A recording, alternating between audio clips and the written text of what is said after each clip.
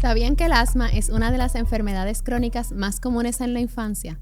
Para muchos es una enfermedad que limita la vida diaria, pero con el conocimiento adecuado se puede controlar y vivir plenamente.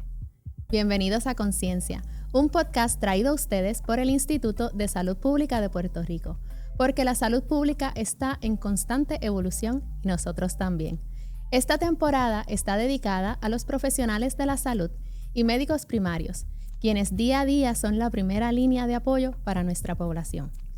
Aquí conversamos con expertos, pacientes e invitados especiales sobre cómo vivir mejor con condiciones crónicas y temas de salud mental, derribando mitos y acercándonos a la información provista por expertos.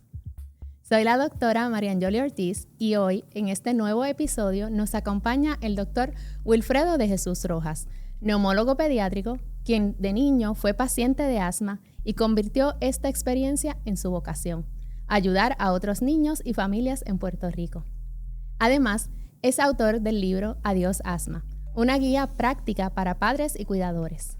Hablaremos sobre estrategias prácticas para el manejo del asma en niños y cómo las familias pueden apoyar la salud respiratoria de sus hijos. Buenos días, doctor, y bienvenido. Gracias por estar aquí con nosotros. Muchas gracias por la invitación. Para mí es un placer estar aquí y hablar un poquito de asma y el tema que me apasiona. ¿Cómo estás tú? Muy bien, gracias. Y para empezar, ¿verdad? Y romper el hielo, hablamos mucho de asma y todo el mundo en teoría sabe lo que es el asma, pero me gustaría, ¿verdad?, que desde su perspectiva nos explique en forma sencilla qué es el asma y qué es lo que está pasando en nuestros pulmones. Claro, si fuera yo a explicarle de manera sencilla, tal vez a colegas o a mis pacientes, que es el asma, una de las cosas que yo diría es que el asma es una enfermedad inflamatoria. Y hemos escuchado mucho, ¿verdad?, cosas que nos pueden inflamar nuestro cuerpo. Y una de las cosas que se puede inflamar son nuestros sistemas respiratorios. Cuando respiramos, el aire que entra a través de nuestras vías aéreas entra a través de unos tubitos que van directamente a nuestros pulmones. Y esas vías aéreas se pueden poner un poco más estrechas. Y al estrecharse es que entonces pues ocurre que el aire no entra. Al no entrar, el paciente se siente con dificultad para respirar. Eso lo lleva a la sala de emergencia, hace que se sienta con mucha limitación a cualquier actividad física y de igual manera lo pone en desventaja con otros niños, con otros pacientes. Y nosotros como médicos primarios, como médicos especialistas, podemos ayudar a esos pacientes a respirar mejor. Excelente, gracias. Muy bien y claro. Usted vivió con asma desde niño. ¿Cómo fue crecer con esa condición y cómo lo ha manejado a lo largo de los años?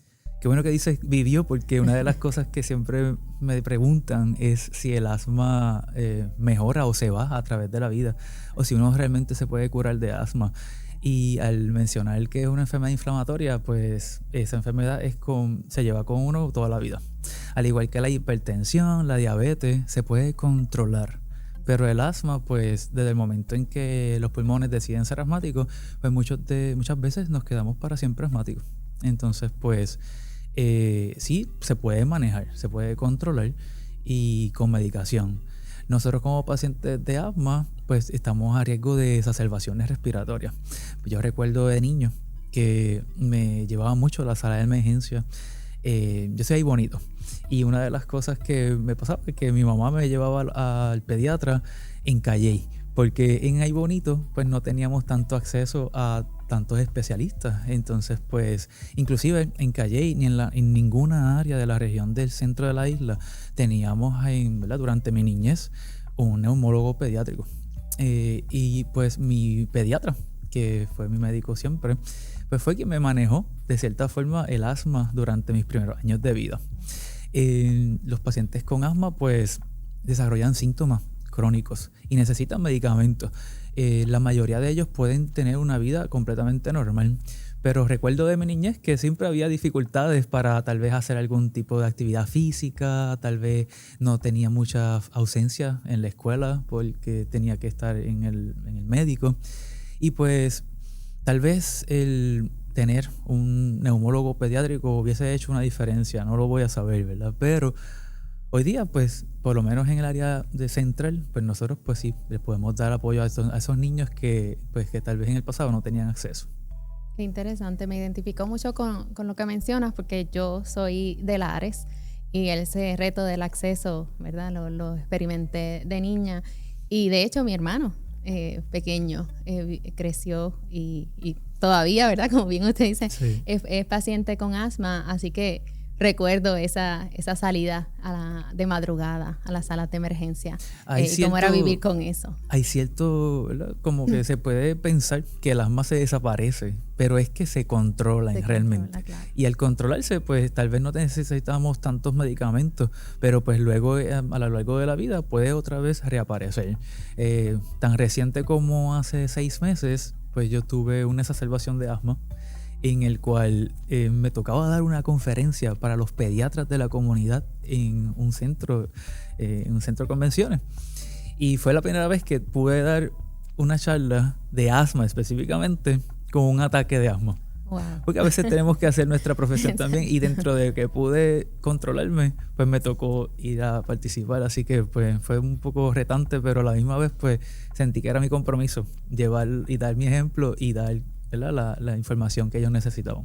Experiencia tan interesante. Y por esa misma línea, ¿cómo ve la diferencia entre manejarla desde niño y ahora como adulto? Tanto en términos de los síntomas, los desencadenantes, como también, ¿verdad?, las estrategias que utiliza para manejar. Típicamente el asma, pues al ser una enfermedad inflamatoria, puede presentarse tanto en niños como en adultos. En niños, pues cambia tal vez la parte de los exacerbantes. Muchas veces pues pudieran ser principalmente viruses, ¿verdad? Los viruses que tenemos más de 200 viruses hoy día. Y pues cada virus pudiera dar una inflamación en los pulmones que nos lleva a dar paso a una exacerbación asmática. En el caso de los adultos, pues los síntomas pueden ser más crónicos, más falta de aire, más dificultad con los ejercicios, tal vez más exposición a particulado del ambiente, humo, cigarrillo, exposiciones en el trabajo. Así que siempre que vamos a evaluar a un paciente con asma, no es lo mismo evaluar a un paciente pediátrico que un paciente adulto. Y tal vez tenemos que enfocarnos, ¿verdad? Hoy hablamos mucho de medicina de precisión y es dentro de la medicina de precisión que es lo que esperamos que la mayoría de los médicos, todos los médicos hagamos en nuestras clínicas, es identificar esos desencadenantes tanto en niños como en adultos que pudieran hacer que el asma se controle mejor. En mi caso, muchos de los exacerbantes que me pueden pasar a mí, pues yo tengo asma inducida por ejercicio, así que yo tengo que usar medicamentos cuando estoy haciendo algún tipo de deporte. Y pues si hay mucho particulado en ambiente, humedad también puede causarme problemas. Así que cada paciente es diferente y cada paciente necesita una medicación específica. Así que como médicos primarios nosotros somos esa primera barrera que puede identificar cuáles son las causas de nuestros pacientes y cómo poder ayudarlos a que se sientan mejor durante el proceso de asma. Definitivamente, y siguiendo esa línea, ¿verdad?, menciona que como médico primario realmente son los primeros que tienen ese contacto con el paciente y que posiblemente están en el proceso de diagnosticar el asma, aun cuando usted menciona no necesariamente son especialistas. ¿Cuáles son esos errores más comunes que ha visto en ese proceso de diagnóstico o tratamiento y cómo se pueden entonces evitar?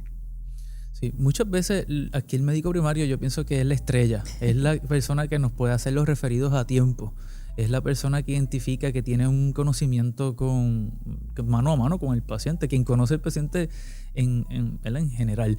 Nosotros pues venimos a ayudarlo a potenciar, ¿verdad?, cuál será el manejo de ese paciente con asma. Yo pudiera identificar tal vez que tenemos que nosotros como médicos primarios explorar bien esa queja principal del paciente, esa falta de aire, esos exacerbantes, los puede ayudar a que identificar si podemos clasificar un poco más allá lo que sería ese componente inflamatorio.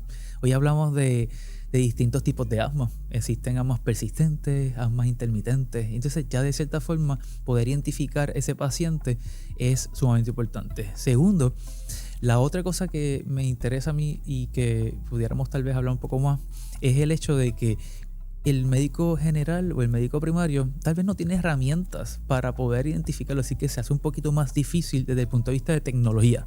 Por ejemplo, pruebas de función pulmonar, pruebas de inflamación como óxido nítrico, pero tiene un arma bien importante y es el estetoscopio. Y el estetoscopio puede utilizarlo para escuchar ese paciente y definir si el paciente tiene limitación en el flujo de expiratorio, que es cuando el paciente toma aire y lo exhala, o cuando el paciente tiene sibilancias. Y esas sibilancias son los famosos pitos. Y muchas veces esos pacientes que se identifican a través de un historial adecuado y un examen físico son aquellos que nos pueden llevar a nosotros a que podamos identificar y ayudar más desde el punto de vista de especialidad. Así que yo pienso que más que errores, pues son observaciones que podemos utilizar para ayudar al paciente a que llegue tal vez a un referido a tiempo. Bueno, ahora que ya sabemos un poco más de lo que es el asma y cómo se diagnostica, especialmente cómo lo pueden trabajar los médicos primarios, me gustaría entonces enfocarnos un poquito en las familias y qué guías y qué recursos hay disponibles para ellos.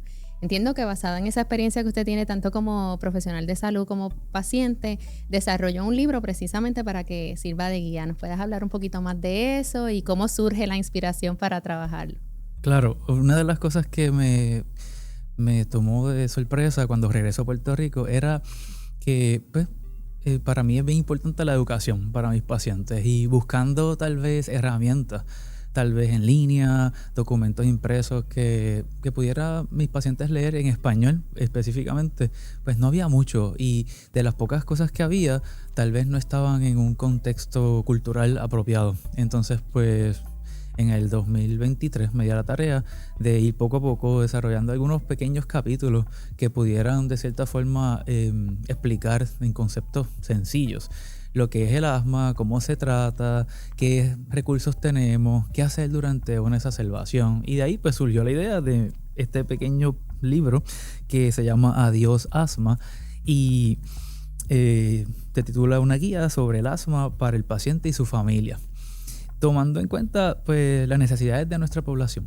Y pues tiene una serie de capítulos donde el papá pues puede junto a su niño o niña leer en la noche y hablar sobre cómo podemos hacer que el asma del niño esté más controlada. Al final también tiene una área que es interesante, que es para los niños colorear. Entonces así pues aquellos que son más pequeños puedan de cierta forma aprender mientras dibujan y escriben en el libro, que es algo más práctico para ellos y que así pues en familia se puedan entender un poquito más sobre este tema.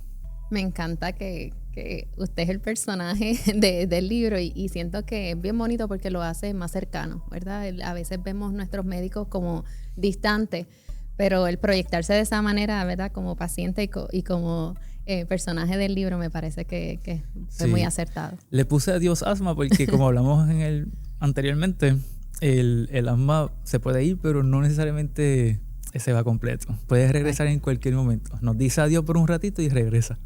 Así que es bien pues, intencional ponerle ese nombre, qué interesante.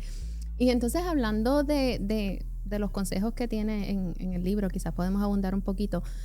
¿Cuáles son entonces esos signos que los padres en la casa deben identificar para darse cuenta de que está comenzando un ataque? Yo recuerdo con mi hermano que mi mamá decía, mira, tiene el pitito, tiene el gatito. Y entonces de esa manera ya todos sabíamos en casa que si escuchábamos a mi hermano con eso, pues era que estaba posiblemente desarrollando un ataque. Así que me gustaría, ¿verdad?, desde su perspectiva, cómo se trabaja con eso. Sí, cada país es diferente, pero nosotros específicamente tenemos ciertos conceptos culturales que nos ayudan a identificar lo que sería un paciente con asma. Típicamente el niño que desarrolla asma va a empezar con algún cuadro respiratorio en la mayoría de los casos, pero también puede desarrollar asma agudamente dependiendo del exacerbante. Por ejemplo, yo tengo pacientes que pues le da tal vez influenza y empiezan a tener secreciones nasales, luego entonces la tos y luego entonces las sibilancias. En el caso de las sibilancias, pues es lo que menciona, que puede ser que se escuche como si fuera un gatito, un pichoncito. Típicamente es un sonido musical. Y ese sonido musical que se escucha a través de los pulmones, pues significa ya un estado de lo que llamamos una exacerbación de asma.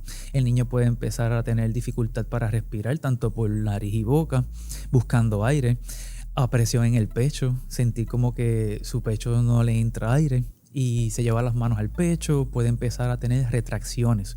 Las retracciones son cuando vemos las costillas por debajo que empiezan como que a moverse rapidito y como que a hundirse el pecho.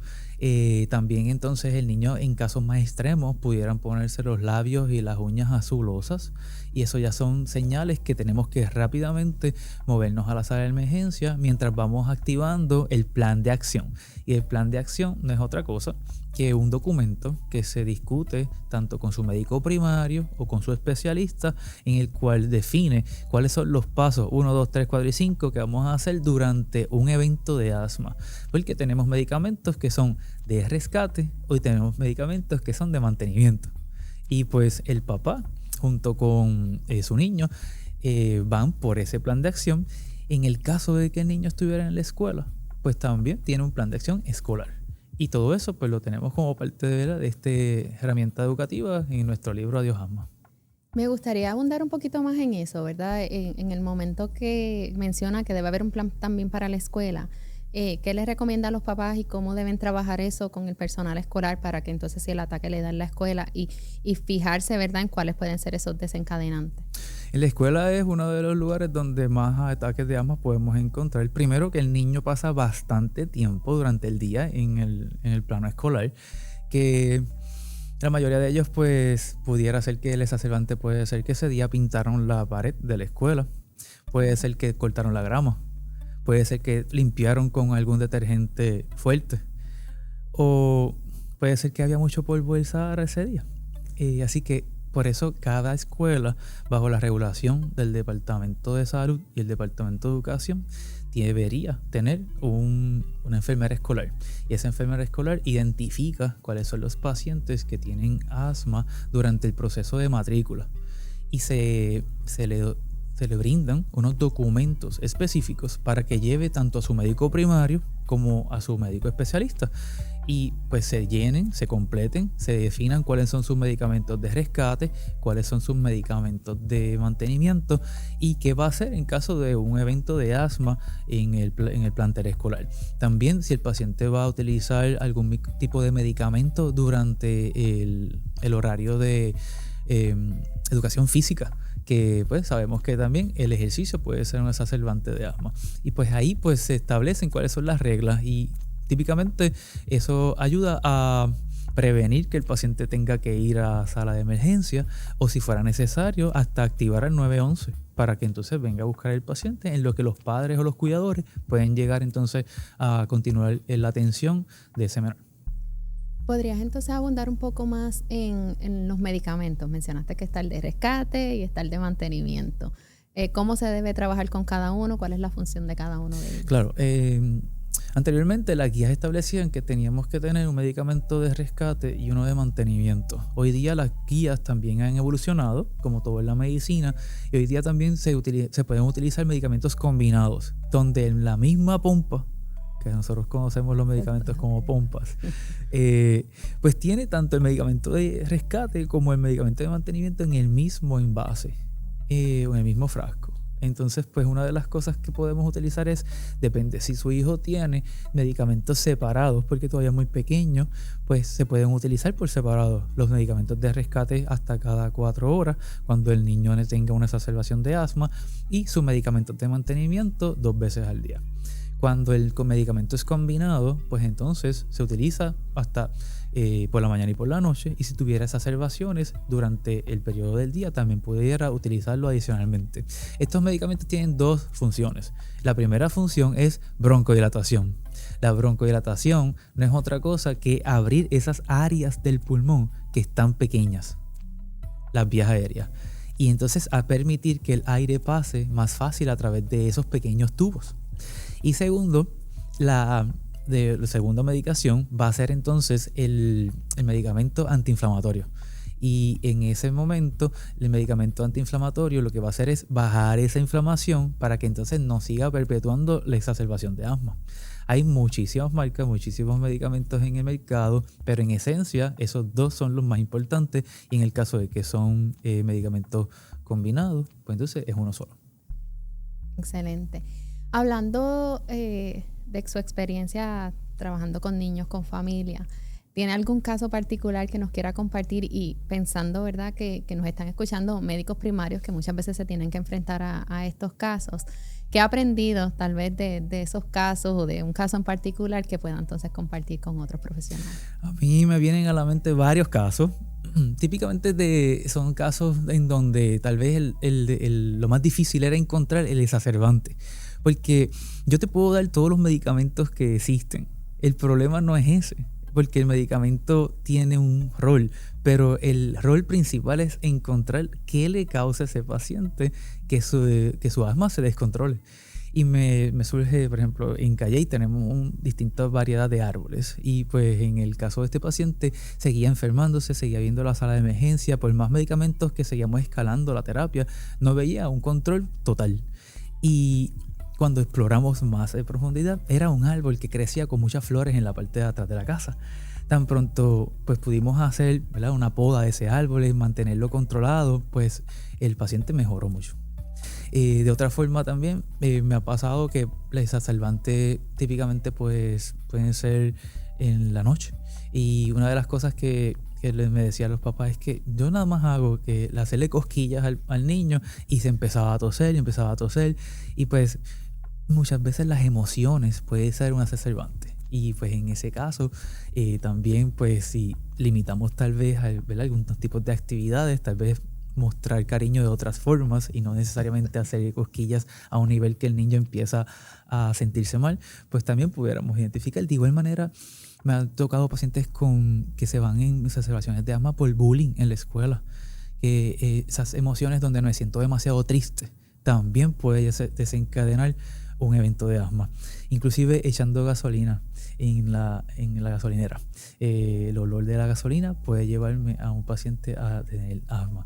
Y a modo jocoso, un día de San Valentín, pues uno de los niños pues me trae un chocolatito y me dice que me va a regalar el chocolate porque tenía nueces y ella no se los puede comer porque ella es alérgica a las nueces y entonces pues le da asma. Así que pues todo niño tiene distintas historias y dentro de esas historias están los exacerbantes y esos exacerbantes, identificarlos son los que nos van a ayudar a que el asma no sé. Y como médicos primarios lo más importante que puedo recomendar es que hable con su paciente, busque ese exacerbante y así la probabilidad de que necesite un cuidado de medicamentos más alto es bien poco probable. Eso de conocer los exacerbantes, ¿verdad?, y desencadenantes de cada niño, de cada persona, me parece bien, bien particular. Y en mi experiencia, de nuevo, trayendo el tema de mi hermano, recuerdo que la casa donde nosotros vivíamos cuando éramos pequeños era una casa que tenía mucha humedad.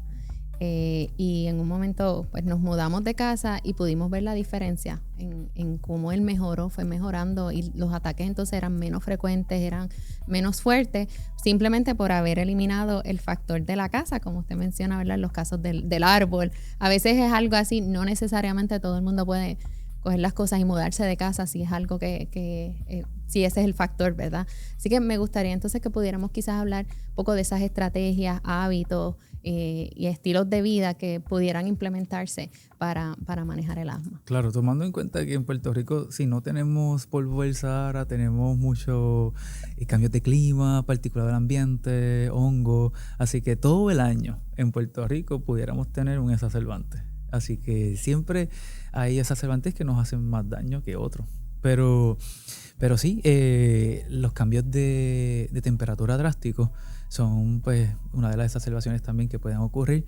Por ejemplo, cuando estamos en un ambiente con aire acondicionado y de repente nos movemos rápidamente afuera, tal vez en Ponce, que de repente hace mucho calor y de repente entramos nuevamente a aire acondicionado con mucho frío. Todos esos son eventos de cambios, aunque uno no piense, climáticos de manera artificial que nos pudieran también hacer exacerbante de asma en términos de peluches en el cuarto. Esas son otra de las cosas que siempre recalcamos, porque la mayoría de los pacientes asmáticos no es que les gusten los peluches, es que ellos los coleccionan. Entonces pues al coleccionarlos, todos estos peluches que tienen mucho algodón, pudieran también tener lo que se llama ácaros, y los ácaros exacerban la rinitis exacerba el asma o viceversa.